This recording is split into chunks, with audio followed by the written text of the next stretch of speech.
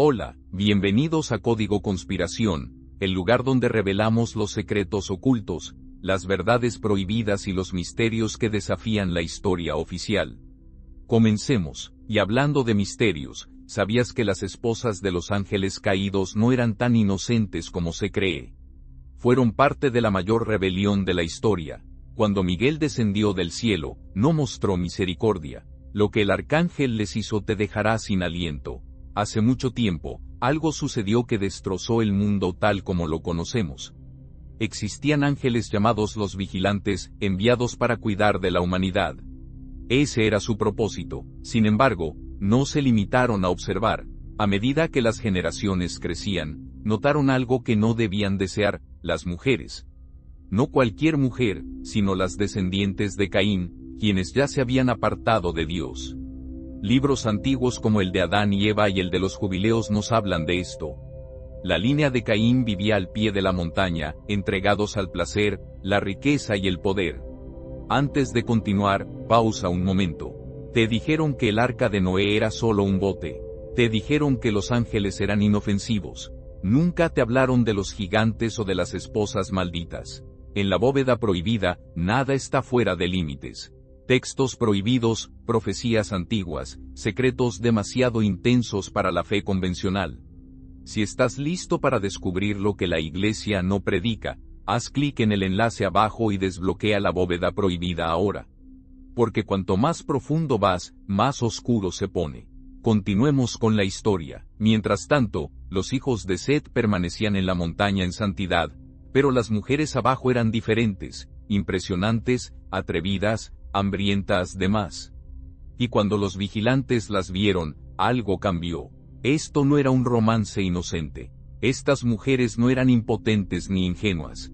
Querían lo que los vigilantes ofrecían: conocimiento prohibido, secretos celestiales, poder más allá de los límites humanos. Cuando los vigilantes se acercaron, ellas aceptaron sin vacilar, convirtiéndose en sus esposas. No fue forzado, no fue trágico, fue una rebelión mutua. Juntos, dieron a luz a los nepalí, híbridos antinaturales que traerían destrucción a la tierra. Gigantes que gobernaban con violencia, dominando la humanidad y esparciendo caos por donde pasaban. Esto no era solo pecado, era un crimen cósmico y el cielo lo vio todo. En ese momento, la misericordia terminó.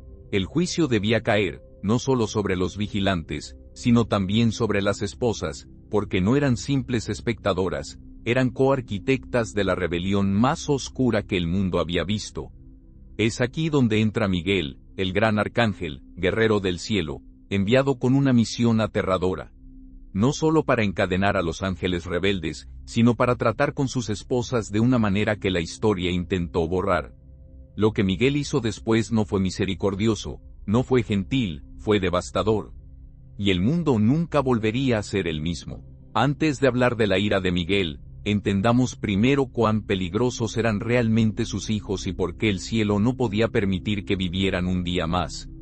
El momento en que esas mujeres dijeron sí a los vigilantes, comenzó una reacción en cadena. Al principio, probablemente no parecía tan oscuro. De hecho, para ellas era todo lo que siempre habían querido: poder, conocimiento, unión con seres divinos. Estos no eran víctimas indefensas. El libro de Adán y Eva, junto con tradiciones judías tempranas, revela algo escalofriante.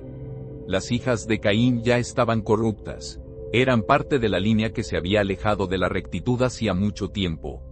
Estas mujeres no rezaban por santidad, no suplicaban a los ángeles que las dejaran en paz.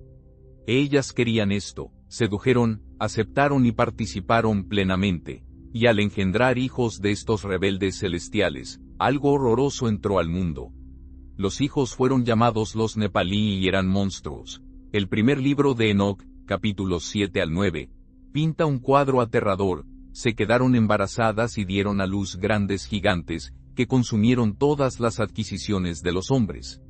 Y cuando los hombres no pudieron sostenerlos más, los gigantes se volvieron contra ellos y devoraron a la humanidad. No se detuvo ahí. Estos híbridos enseñaron a los hombres cosas que nunca debieron saber: hechicería, encantamientos, forja de armas y guerra, secretos de los cielos, corrompidos y retorcidos, trajeron terror al mundo, la sangre corría libremente. La inocencia fue destruida, la creación misma fue profanada. Pero aquí es donde se vuelve aún más perturbador. Las mujeres, las madres de estos híbridos, no se arrepintieron. Los textos antiguos insinúan que se deleitaron en el poder. Imagínalo, las madres de reyes y dioses entre los hombres.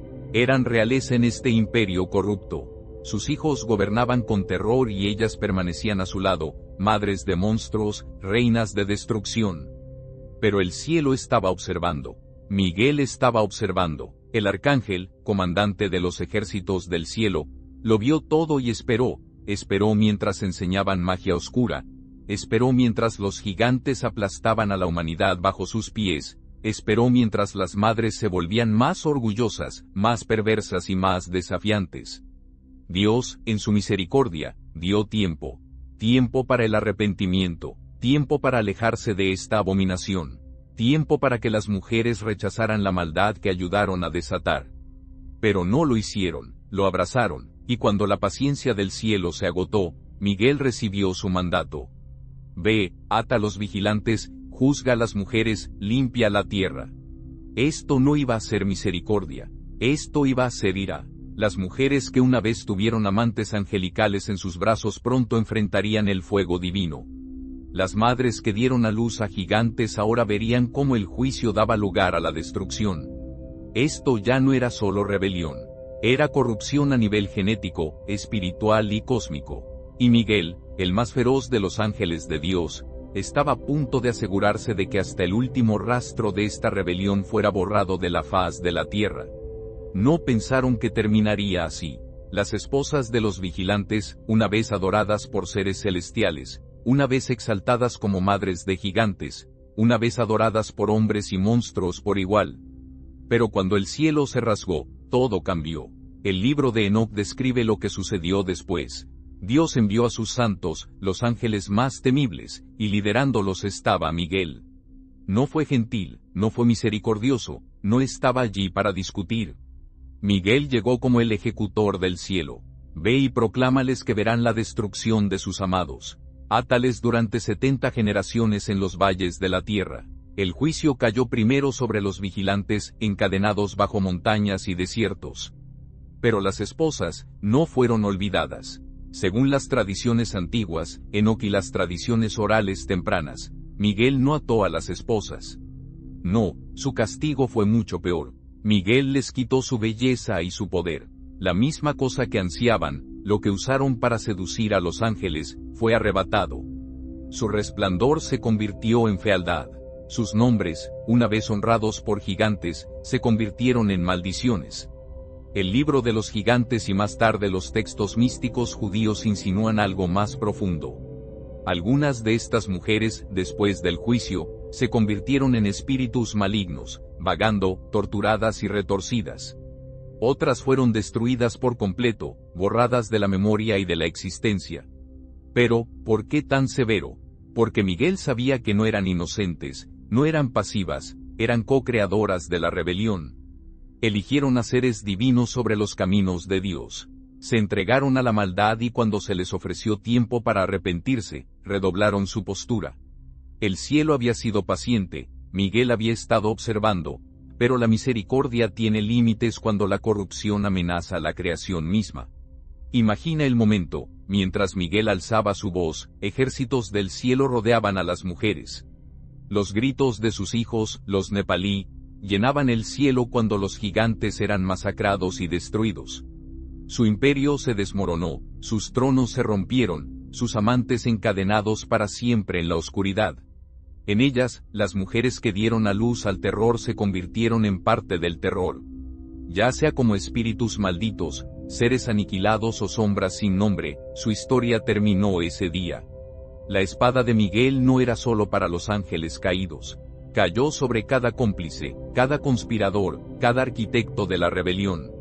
Y mientras la tierra temblaba y los fuegos ardían, Miguel, el guerrero más poderoso del cielo, ejecutó la justicia divina con una precisión aterradora. Una vez tocaron el cielo, pero eligieron la rebelión. Y Miguel, quien siempre está ante el trono de Dios, se aseguró de que su traición fuera pagada por completo. Ahora, aquí es donde esta historia toma un giro aterrador. Cuando pensamos en el castigo por la rebelión, normalmente imaginamos la muerte, pero para las esposas de los vigilantes, la muerte no fue suficiente.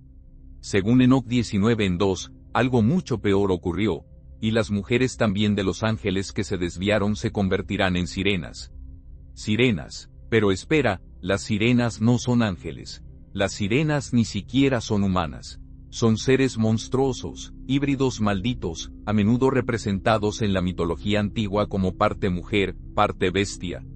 En la tradición griega, las sirenas atraían a los marineros a su muerte con canciones hipnóticas.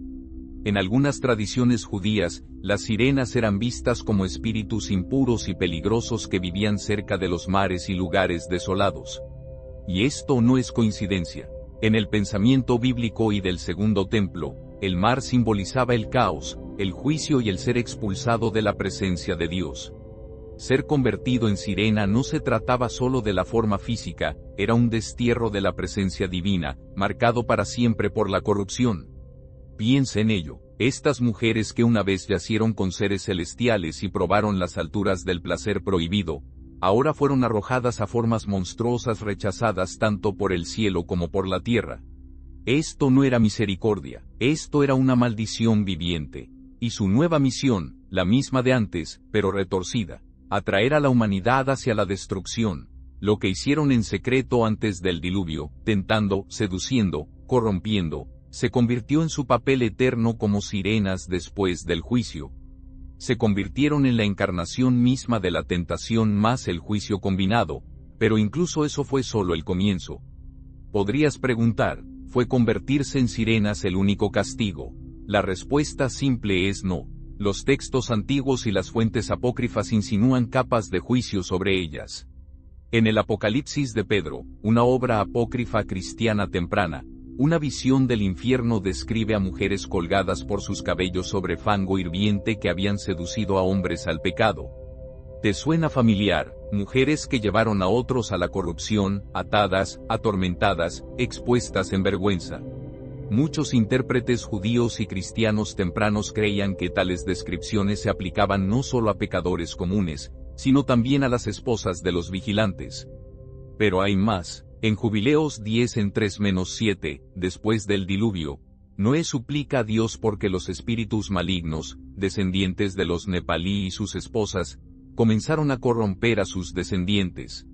Dios permite que solo 1/10 de los espíritus malignos permanezcan para probar a la humanidad, pero encadena al resto bajo la tierra. Y aunque esto habla principalmente de los espíritus nepalí, muchos maestros antiguos creían que las esposas de los vigilantes compartieron este destino, atadas, selladas, atormentadas, no aniquiladas. Porque la aniquilación habría sido misericordia, su castigo fue existir en eterna desgracia, una vez honradas entre las mujeres, ahora odiadas, una vez unidas a ángeles, ahora divorciadas tanto del cielo como de la tierra, una vez madres de poderosos guerreros, ahora madres de monstruos cuyo recuerdo sería maldito por siempre. Su castigo fue vergüenza viviente más tormento activo más completa eliminación del favor divino. Y finalmente, quizás lo más escalofriante de todo, silencio. En todas las escrituras y escritos posteriores al diluvio, sus nombres desaparecen. Sin genealogía, sin historias, sin redención.